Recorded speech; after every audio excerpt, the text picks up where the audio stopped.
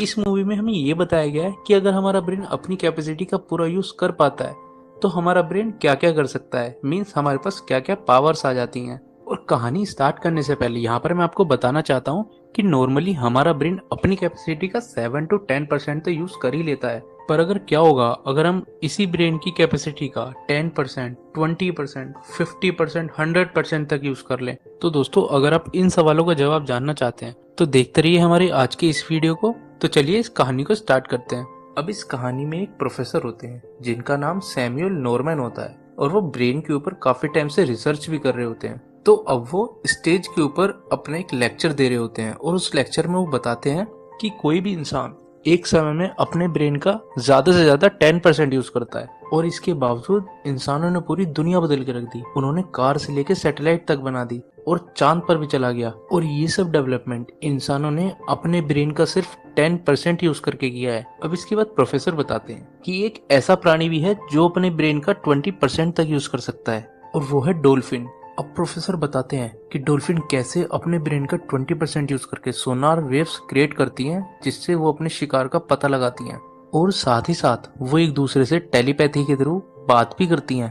अब इसके बाद प्रोफेसर बताते हैं कि अगर ह्यूमन अपने ब्रेन का 20% यूज करने लगे तो वो अपनी बॉडी के बारे में सब कुछ जान जाएगा और साथ ही साथ वो अपनी बॉडी को पूरी तरह से कंट्रोल भी कर पाएगा। अब इसके बाद प्रोफेसर बताते हैं कि अगर कोई ह्यूमन अपने ब्रेन का 40% तक यूज कर पाता है तो इसके बाद वो सामने वाले इंसान की भी बॉडी को पूरी तरह से कंट्रोल कर सकता है। अब इतने में ही एक स्टूडेंट प्रोफेसर से पूछता है कि तब क्या होगा अगर कोई इंसान अपने ब्रेन की कैपेसिटी का 100% यूज करने में कामयाब हो जाता है। अब प्रोफेसर बोलते हैं कि आई हैव नो आइडिया, ये अनइमेजिनेबल है।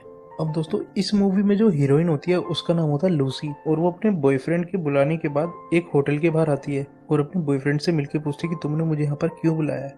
अब दोस्तों उसका बॉयफ्रेंड जिसका नाम रिचर्ड होता है वो लूसी से कहता है कि तुम्हें प्लीज मेरे लिए ब्रीफकेस अंदर मिस्टर जैंग को डिलीवर करना है। अब वो लूसी को बताता है कि इस ब्रीफकेस को डिलीवर करने के $1000 मिलेंगे जिसमें से $500 मैं तुम्हें दे दूंगा। अब लूसी बोलती है कि एक ब्रीफकेस को डिलीवर करने के $1000, ऐसा कौन करता है, जरूर इसके अंदर कुछ इलीगल चीज होगी। और वो उसको साफ साफ ही काम करने से मना कर देती है। पर उसका बॉयफ्रेंड रिचर्ड उस ब्रीफकेस को लूसी के हाथ से हथकड़ी से बांध देता है और कहता है कि अब तो तुम्हें अंदर जाना ही होगा क्योंकि इस हथकड़ी की चाबी मिस्टर जैंग के पास ही है। अब मजबूर होकर लूसी को अंदर जाना ही पड़ता है। अब वो उस होटल के अंदर जाती है और उस होटल के रिसेप्शनिस्ट से बोलती है कि मुझे मिस्टर जैंग से मिलना है। अब वो लूसी से उसका नाम पूछता है तो लूसी बोलती है कि मुझे रिचर्ड ने यहाँ पर भेजा है। अब इसके बाद रिसेप्शनिस्ट मिस्टर जैंग को कॉल करके सब बताता है। फिर थोड़ी देर बाद कुछ लोग नीचे आते हैं और गेट पर खड़े रिचर्ड को गोली मार देते हैं जिससे लूसी काफी डर जाती है और वो लूसी को पकड़कर अंदर ले जाते हैं। अब वो लोग लूसी को जबरदस्ती पकड़कर होटल के एक रूम में ले जाते हैं। वहाँ पर लूसी एक आदमी की लाश देखती है। अब वो बहुत ही ज्यादा घबरा जाती है और वो समझ नहीं पाती कि उसके साथ ये हो क्या रहा है। अब इतने में मिस्टर जैंग आते हैं। तभी लूसी उनसे रोकर बोलने लगती है कि देखो मेरा नाम लूसी है, मुझे तो ये बैग डिलीवर करने के लिए रिचर्ड ने बोला था, मेरी कोई गलती नहीं है, मुझे मत मारो। अब इसके बाद मिस्टर जैंग लूसी को एक पेपर पर उस ब्रीफकेस का पासवर्ड लिख कर देते हैं और अपने आदमियों के साथ उस रूम से बाहर चले जाते हैं और छुप जाते हैं और फिर लूसी से उस ब्रीफकेस को खोलने के लिए कहते हैं। लूसी पूछती है कि तुम सब यहाँ से चले क्यों गए। अब मिस्टर जैंग बोलते हैं क्योंकि हमें उस आदमी पर भरोसा नहीं है जिसने तुम्हें यहाँ पर इस ब्रीफकेस के साथ भेजा है। अब इसके बाद लूसी डरते डरते उस ब्रीफकेस को खोलती है। तभी मिस्टर जैंग पूछते हैं कि बताओ उस ब्रीफकेस के अंदर क्या है।